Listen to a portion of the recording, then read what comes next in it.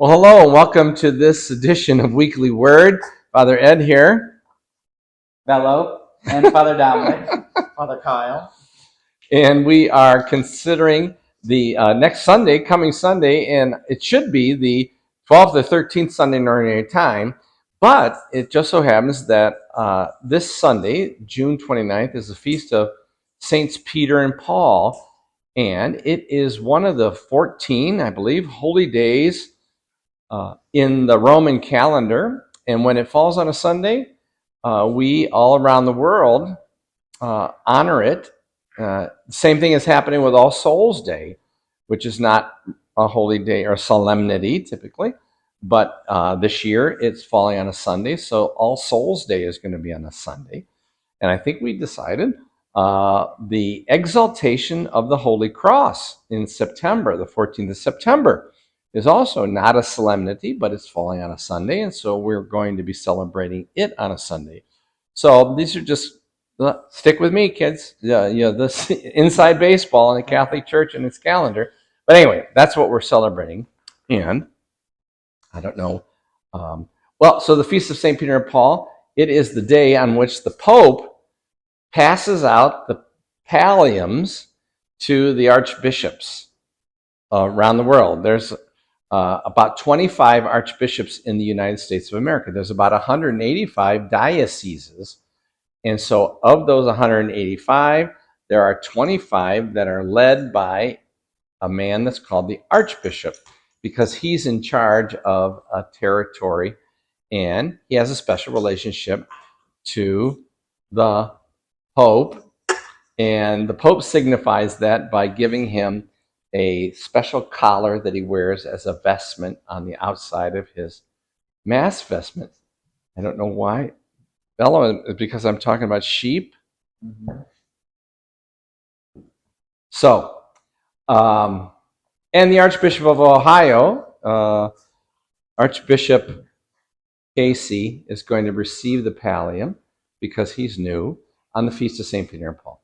So this Feast of St. Peter and Paul, really, it's a great feast of both our biblical tradition and our Catholic tradition.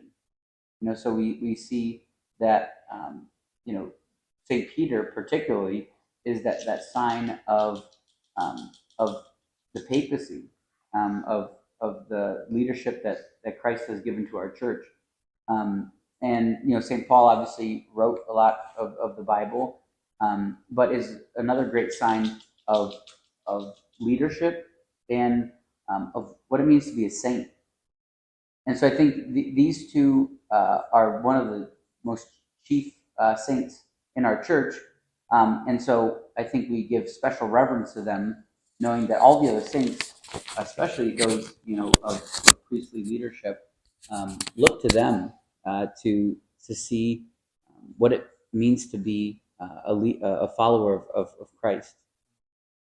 yeah, I don't know if you guys have heard it. I used to hear from Father Joshua all the time that we need a little bit more Peter or Paul, depending on the circumstance. So Peter was attributed with, kind of the law and order and the way we do things, and I guess the ritual, the sacraments, the canon law. That would be called the Peter department. And the Paul department is the evangelical, the preaching, maybe the spirituality and the growth of the church and discipleship. So that's a good distinction to remember. Right, but we need both. We need both Peter's kind of authority and law and Paul's evangelization and outward movement in order for the church to be who she is, what the church is, that it's both mother and teacher. We often say that the church is. So mother caring for us and watching over us, a teacher always calling us to grow and go deeper. Right. All the more. Yeah. So on this particular Sunday, it just so happens, we are going to honor maybe this twofold thing because we're going to be asking people to consider as Jesus in the gospel today, asks Peter, "Who do you say that I am?" So maybe the first move is we could ask people at St. Albert, "Who is Jesus for you?" I don't want you to stand up and give a speech. I don't want you to be too Pauline about it. But what does it mean? What does Jesus mean to you in your life?